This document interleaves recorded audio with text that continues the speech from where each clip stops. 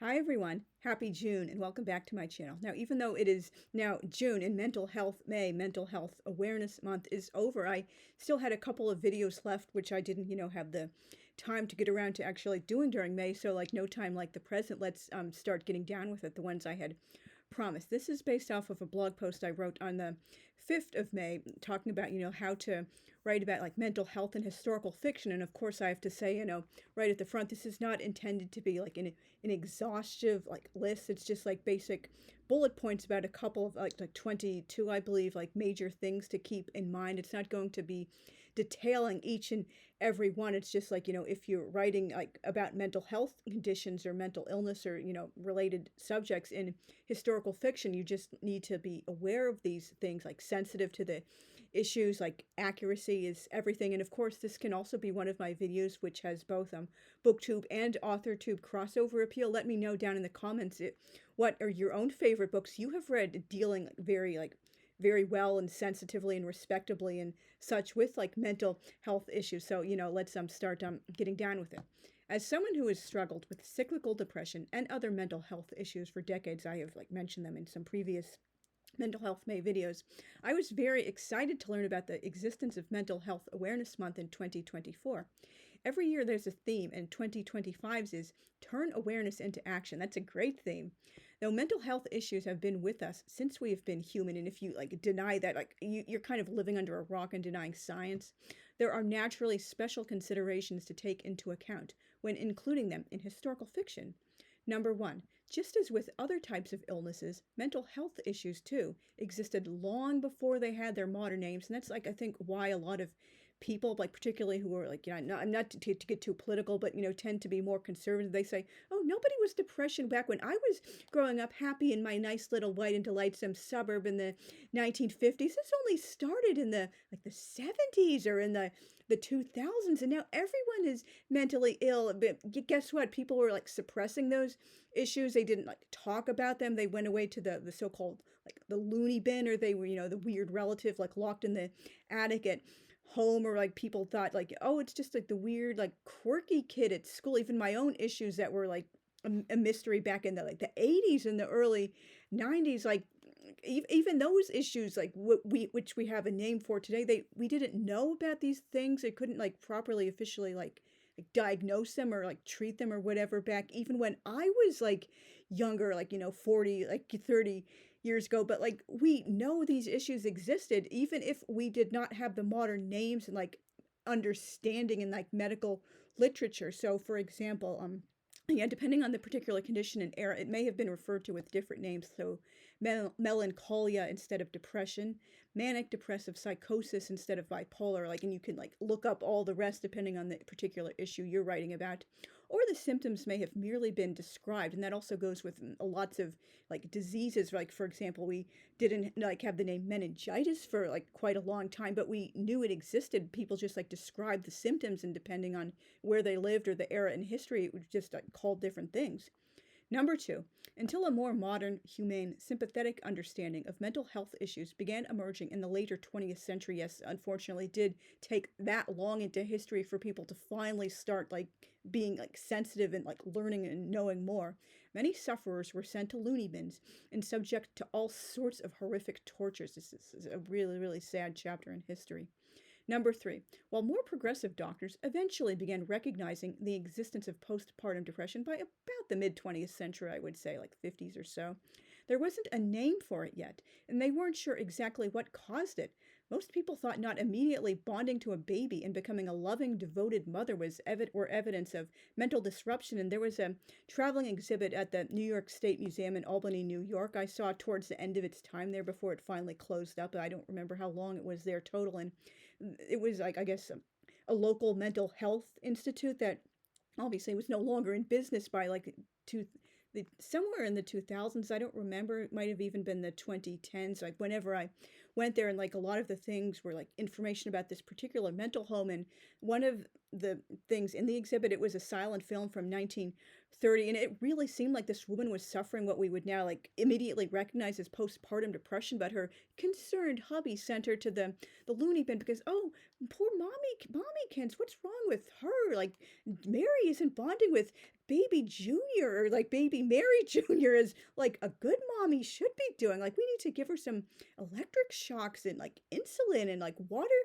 therapy and like mud baths and all that stuff, because like a real woman, like, she loves the baby like the moment it like comes out of her like body. That's it. There's something wrong in her head, and it's just like really really like sad. They thought she was mentally ill just because some women have to learn maternal love, and also because like postpartum depression exists. It's not like there's nothing wrong with you. It's just sometimes like your hormones crash and like something goes like wrong in the way your brain is working. I mean, I've unfortunately, I've never been pregnant or had a child, so I don't know this from personal experience, but all my reading says, like, this is like what's happening. And by the way, men do not get postpartum depression. That I'm sure they get like actual like depression related and related issues like that because like their partners had a baby. But postpartum depression very specifically refers to like a woman's hormones after she gives birth. It's really insulting to say like, oh, men get postpartum depression too. Their depression is not postpartum depression. Sorry, not sorry. Like, that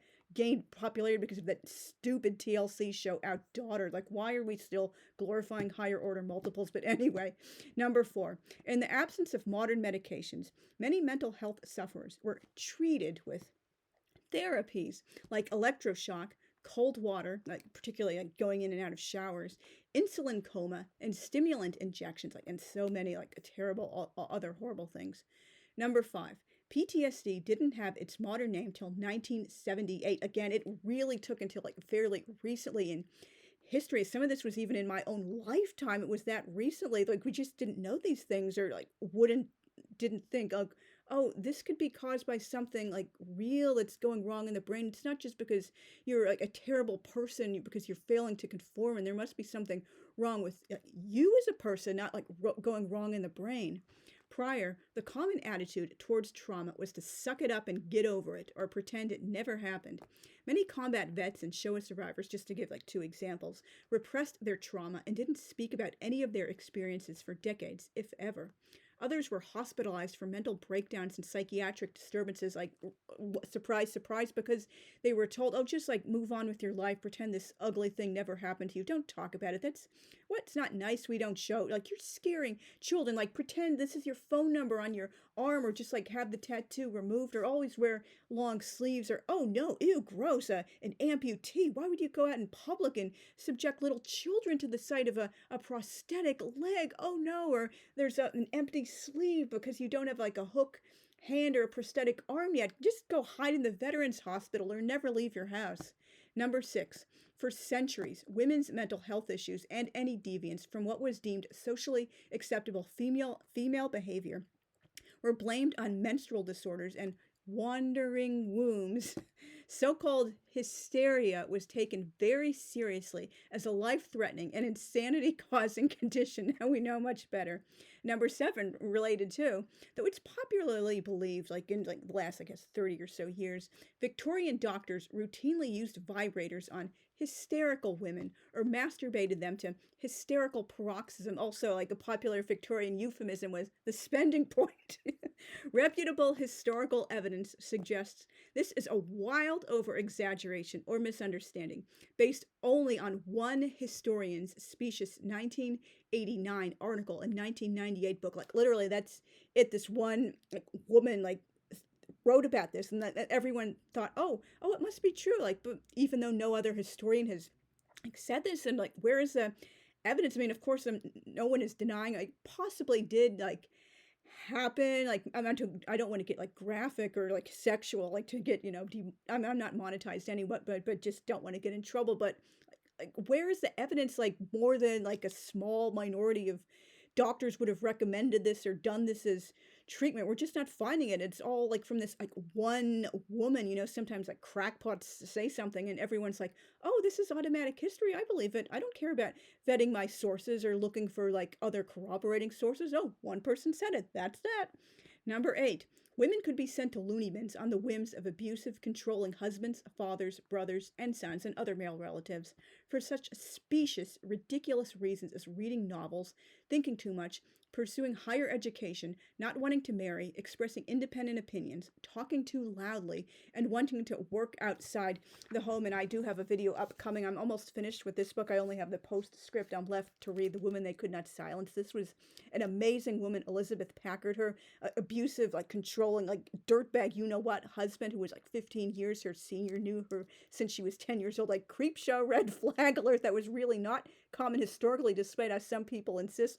Because Tolstoy's novels and other novels from the 19th century have like dudes in their 30s like perving on teen girls. So therefore everyone did it. No, they didn't. That was like an outlier even back in the day. But anyway, she was sent to the loony bin, and like her husband did horrible things to her even after she like got out, because like, oh, she disagrees with me on religious views and she won't be quiet, and she's getting other people to agree with her, like horrible. Oh, and she's too like opinionated and using too much of her brain. She's on sexing herself. And earlier her father sent her to the loony bin because she was learning too much, getting too much like education. It's really not an exaggeration. I mean, I don't want to say like 100% or even like maybe 80-90% of husbands and fathers were like this, but it really was a terrible like time. Like if you lucked out and got like one of these terrible husbands or fathers, they could like control like everything you did. They had the law of coverture, like everything you owned, like technically you didn't own it at all. It was like your husband's property. Like even if you were like mugged and the perp stole your pocketbook, that he would go to court because he stole your husband's pocketbook, not your own pocketbook. Like any money you might earn like in the family business or something, or writing a book, oh, you're doing artwork, turn it all over to the hubby. Like he could legally do that. If you got like, if he decided to divorce you, he could like take all your kids, even if they were still nursing, like barely out of the womb, like take the baby away from the mother, because husbands, men always deserve full custody. It was extraordinary if like a divorced woman got like full custody. But anyway, I'm getting ahead of myself. I cannot wait to like do a review of this book. I'm getting back to the subject. Number 9. For centuries, there was no attempt to treat inmates of insane asylums or even treat them like real people with feelings and humanity. They were chained to walls, locked in rooms, kept in straitjackets, physically abused, deprived of sufficient food and water, forced to live in their own filth, and used as entertainment, like particularly Bedlam in England. Number 10, all the way into the late 19th century, bloodletting was used as a cure for mental disorders. Until the four humors theory finally fell from popularity in the 17th century, it was believed too much black bile caused depression, and some doctors still use leeches as a legitimate practice, not like woo-woo quackery. Like sometimes it, for like, certain conditions, it like maybe like a really like swollen black eye or something, and put some leeches on, they'll suck out the blood, and I'm told it doesn't hurt at all. There's some kind of like protein or something in their saliva, so when they bite you, like it's a pain reliever. You don't feel anything, you're like numb, and they suck the blood, and it works that way. And like after like the bombings of Hiroshima and Nagasaki, the 80th anniversary of which are coming up in like August, some doctors, because obviously they lost the hospitals and all the medical supplies, they had to go back to the old ways and use leeches on some of the hibakusha, the atomic bomb survivors. But anyway, I'm planning a upcoming video on that. So number 11, in the 1950s and 1960s, many women were prescribed antidepressants not out of genuine concern for their mental health,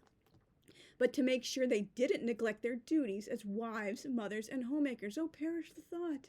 So many ads tout women happily returning to making breakfast for hubby and dutifully doing chores again. Oh, yay, like her mental health doesn't matter. It's all about she was neglecting the womanly duty and obligation because she wasn't born a man.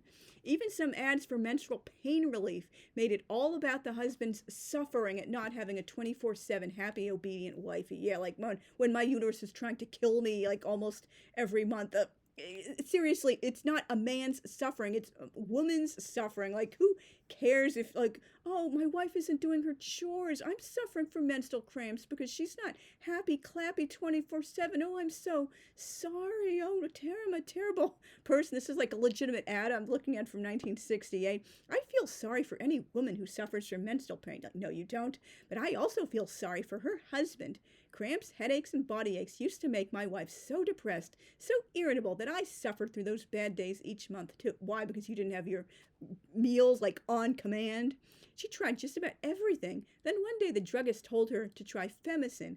It seems that Femicin is formulated to relieve every single one of the common symptoms of menstrual pain, whenever they occur.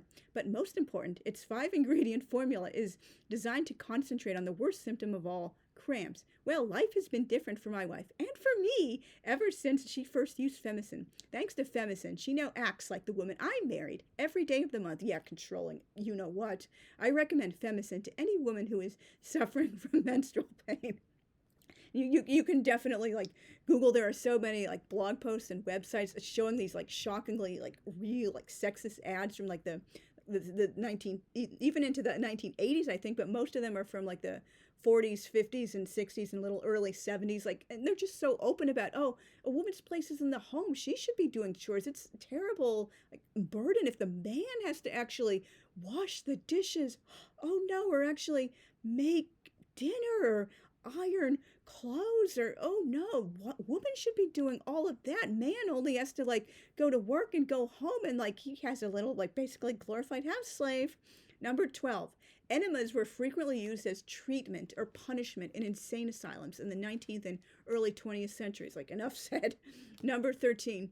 Experiments in various types of lobotomies began in the 1930s, but didn't become popular or widely used till the late 1940s. Despite news stories and medical literature of the time claiming magical transformations, actual evidence told another story. Like, you're living under a rock if you, like, don't know, like, how horrible lobotomies were. Soviet doctors were deeply skeptical since 1936, and the USSR officially banned it in 1950. Like, usually you think of, like, the Soviets, they very famously abused, like, medicine and science in so many different ways. Like, but they were right on that issue. Germany also only performed a few lobotomies. By the late 1970s, almost all countries had banned it. And I was, like, shocked to learn there were still some lobotomies happening in France in as late as the 1980s. Like, what happened there? Number 14. Moron was a medical term for people with an IQ of 51 to 70 and an approximate mental age of 7 through 10, coined in 1910. Imbeciles had an IQ of 26 through 50 and mental age of 3 through 7, and idiots had an IQ of 0 to 25 and mental age of under 2. Another common classification was feeble-minded. All these terms fell out of usage when they became much more common as insults. Number 15. I shouldn't have to tell anyone the R word also disappeared as a medical diagnosis for the intellectually disabled when it became a common insult. I've ranted about this, like, in so many prior, like, videos. I instantly, sorry not sorry, lose respect for someone, particularly a grown-ass adult who I, like, thought was intelligent, and when I see them, like, matter-of-factly using that as their go-to synonym for stupid. Ableism truly is the last socially acceptable prejudice, since so many people think nothing of using that as their go-to synonym for stupid and ridiculous, and get so bent out of shape when told it's extremely hurtful and childish. Oh no, but how am I going to say someone's stupid if I can't use the R word? Oh yay, I'm so happy we can say the R word on Twitter again. Yay, ableism. Like seriously, grow the F up. Number 16. Straitjackets were considered humane in the 18th and 19th centuries, since they supposedly calmed patients down by hugging themselves while receiving treatment. Sadly, these noble original intentions were soon canceled out by massive overuse and misuse. Number 17. People were sent not just to loony bins, but prisons and workhouses when people just conveniently wanted to get rid of the uppity woman in their midst, or the guy who was like, oh, he's saying, like, unorthodox, like, Christian things. Well, you can't burn them at the stake as a heretic, but he's, like, not obeying our denomination. Like, just send him off to prison under an excuse, or just the workhouse will set that woman straight. She won't, like, step out of line ever again. Number 18. The popularity of eugenics in the early 20th century led to many people with mental disorders forcibly being sterilized, as well as many people in prisons. Number 19. In the USSR and other Eastern Bloc countries, political dissidents were often sent to psychiatric hospitals as punishment. Number 20. Some supposedly modern psychiatric hospitals and schools for the intellectually disabled were caught massively violating ethics and human decency by using the residents as guinea pigs for scientific and medical experiments.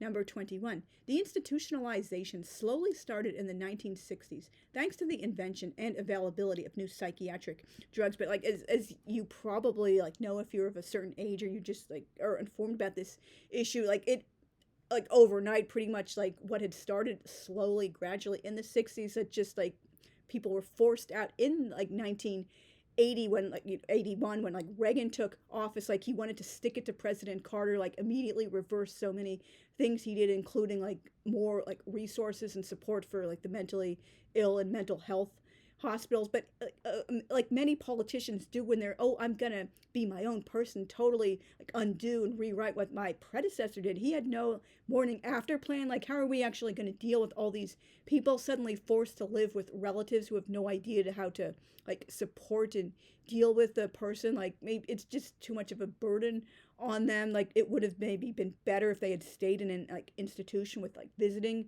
every so often, or people like God forbid even being homeless because they had no homes to go to or like no way to like afford their treatment. But you know, I don't like Reagan as a president, like ran political like dissertation over. Number 22.